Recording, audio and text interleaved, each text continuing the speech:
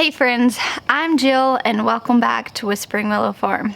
Around here, you'll find lots of different content from family and daily vlogs, to garden tours, and some educational content kind of sprinkled throughout. I am so incredibly passionate just to teach people how to grow their own food, how to be sustainable, how to be encouraged through the process. I know for me, I'm a wife and mother, and that can be challenging navigating motherhood and wifehood, and then also pursuing the things that you're passionate about. And so I like to just show a really honest and transparent look at that.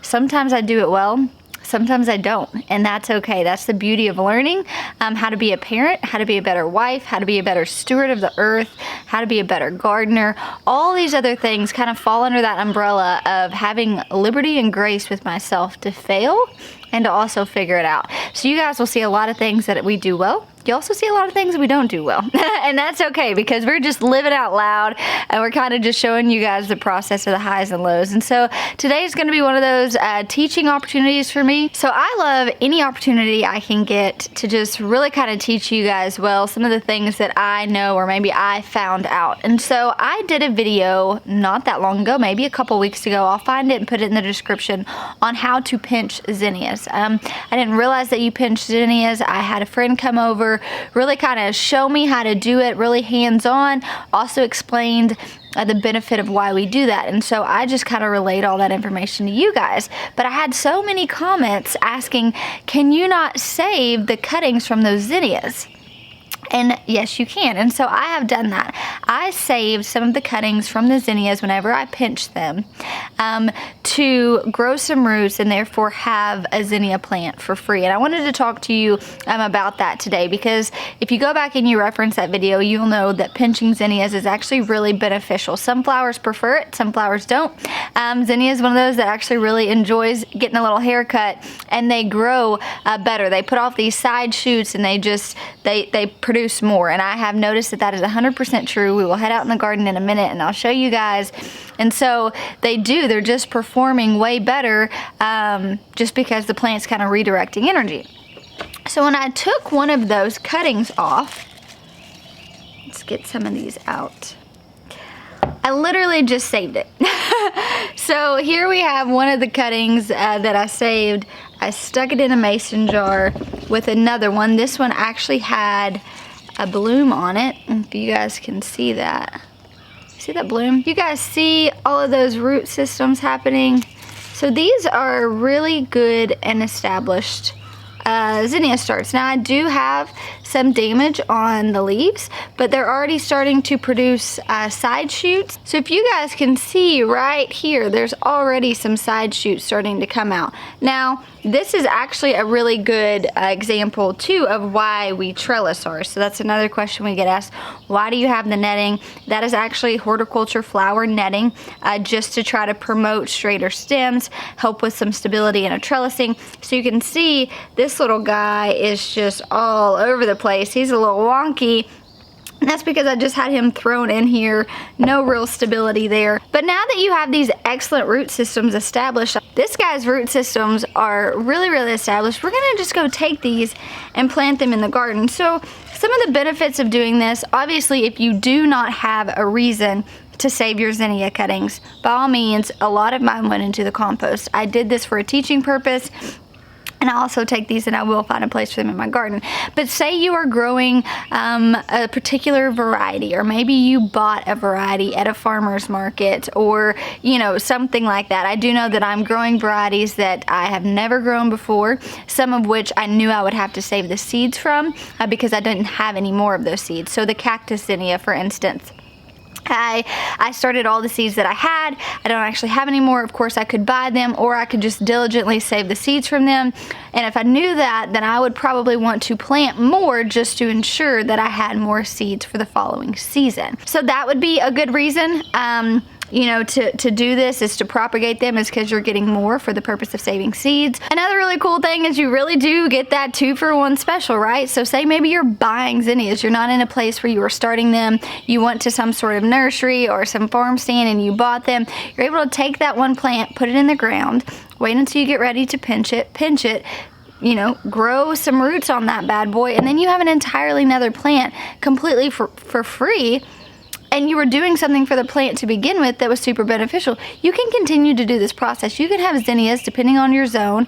I'm in Central Arkansas, zone 7B. So we have zinnias here well into the fall. Like until the frost takes them out, we will have zinnias. And so if you're in a similar climate to me and you're able to do that as well, you could continue with each one you propagated when you pinched it, when it got to the stage that you need to pinch it, which would be a couple leaves, you know, couple layers of leaves. You could do that and just continuously have new free plants. I think that that's pretty awesome. So for those of you who didn't get to reference the other video, I am just going to go out into the garden, show you guys what I mean by pinching zinnias. That way you can see exactly where this came from. And then we're going to go plant these in the garden because, well, they were free, and why not? So another thing I really want to hit on, because maybe you're not in the business of saving seeds, and maybe you're not in the business of having, you know, your garden that has to be super productive. You can just grow food because you enjoy growing food, right? When these zinnias start to bloom and blossom and then they die off and they just become dead, they will literally eventually fall off, and then they will just reseed themselves. So I know that I have volunteer zinnias popping up everywhere just because they've self-seeded. So if you find a place in your garden that you would love to have zinnias year after year, I would encourage you just to leave the plant and let it die, and then just let it self-seed. You can also just go through and pick off the head once it has completely dried up. And there are the seeds in there, and you can go in and, you know, disperse them wherever you want next year in your garden. But I have found that moving forward, whenever we move, I think I'm going to just kind of have the approach of wherever I want my zinnia bed to be, just to let them kind of self-seed, because it takes a lot of work off of you, because nature's just really cool and things like that just happen. They self-seed, you have them again every year. You're not having to start them, you're not having to direct sow them. They're just there whenever the sun starts popping out and we're warming up in the days, and I absolutely love that. Zinnias are super, super beneficial for your garden as well. They attract so many bees, so many butterflies. Every single year I plant zinnias. I can go outside at almost any time of the day, and I have got so many butterflies and so many bees.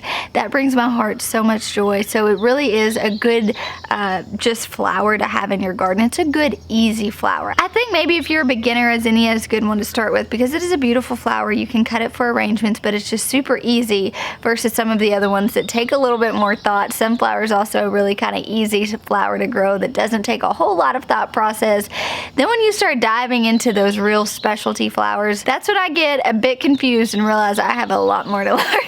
Zinnias are also pretty drought tolerant. So if you're in a place where maybe it doesn't rain a whole lot, zinnias are a good option because they do really well in most conditions. So here I have my zinnia bed. These are all the giant varieties. They go all the way down, and on both sides. These are actually looking pretty good for the most part. I've been pretty impressed with them. These, on the other hand, have struggled quite a bit. What I did is I went through and I pinched my zinnia. You guys can see right there, I pinched my zinnia about 2 weeks ago, and they put on these side shoots. And now you can see this is a much healthier plant, and now this is just going to produce that much more from both sides. Same instance here. I've got the middle right there where I pinched off. It's already created these side shoots, and it's working really beautiful. I mean, I'm super impressed. That is amazing how that's doing that already. My plants look healthier. So maybe if you are noticing too that your plants just aren't looking that healthy, it might be beneficial just to go ahead and pinch them and try to get some new growth to see if that doesn't help the problem a bit. So what I mean by pinching is literally you're just pinching them off. You can go through if your plants are small enough and just do this with your fingers. However, the plants that I'm going to show you just for reference today are quite a bit bigger, so I am going to go ahead and just use a pair of pruners that I have on hand. So here is actually a zinnia that I guess just got missed. This has never been pinched off. And what you're going to do is you want to make sure that there are several layers of leaves existing, which there are. You guys can see here, this is a pretty established plant. And what you're going to do is just go in and just literally cut some off. So I'm just gonna take my pruners, come right in here, snip them off. You can see that it was already producing these side shoots. So now that's just gonna encourage this to do that. What I am going to do with this guy is then stick it in the water and propagate it like what I had just showed you. So it really is that simple. You just want to make sure you have a few layers of leaves existing. You're going to pinch to where those little side shoots are now going to be encouraged to be a main part of the plant. And then you can take this bad boy and root it down in some water. And now we're going to take the propagated ones that I just showed you, and we're actually going to plant them. You know, it's so funny. I remember a time where there were never any flowers planted in my garden, because when I thought of gardening, I thought of food.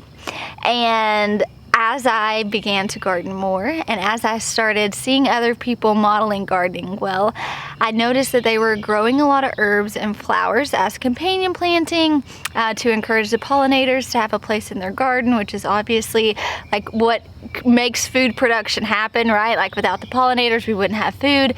And so I began to open up my mind and realize that you can garden and you can farm in so many different ways. And that can look so different for so many of us. Whether you're in a backyard garden, whether you are growing in tunnels, whether you have raised beds, or whether you're growing in containers, whether you're growing flowers or vegetables, it all has a purpose and it all has a space. That is just something that I always like to encourage whoever is watching my videos. Whatever you're doing, there's a space for it.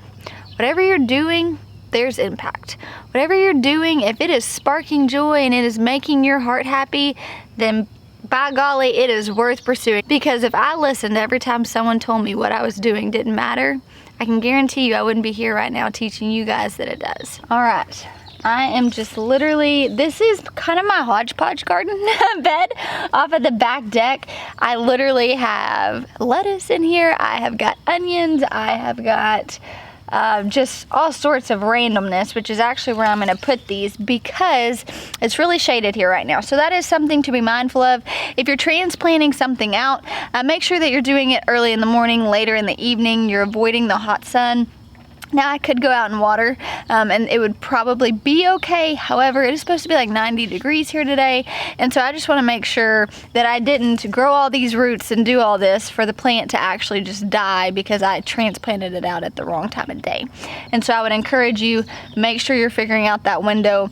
I did not harden these off because these have been outside, and so I wasn't really worried about that, but that is something just to keep in mind is the time that you're transplanting them out. All right, so I'm literally just going to, I'm going to go ahead and remove these bottom leaves just so I've got more space to plant it. Pop that bad boy in there. So that one's done. I'm going to actually kind of put these together, have these be little sister ones. Again, I need to remove the bottom leaves. And there we have it. Pretty simple. These guys are in the ground. So it truly is so simple. You pinch the zinnias, you throw them in some water. Mine were in water for about 5 days before I started noticing that they were setting roots. Yours may take longer, yours may be quicker, but whenever you start seeing that there's enough of a root system to where you can plant them, just plant them. And then you've got all of these plants that you have propagated. You can do this with several different varieties. You are not just limited to doing this with a zinnia. You can do this with your tomato plant, like I mentioned the other day, by just ripping out those suckers, popping them in water. This can be modeled for so many different varieties and so many different types of plants that I would encourage you guys, if you can do it, because it's totally worth it. So thanks for hanging out with me today. I'll talk to you soon.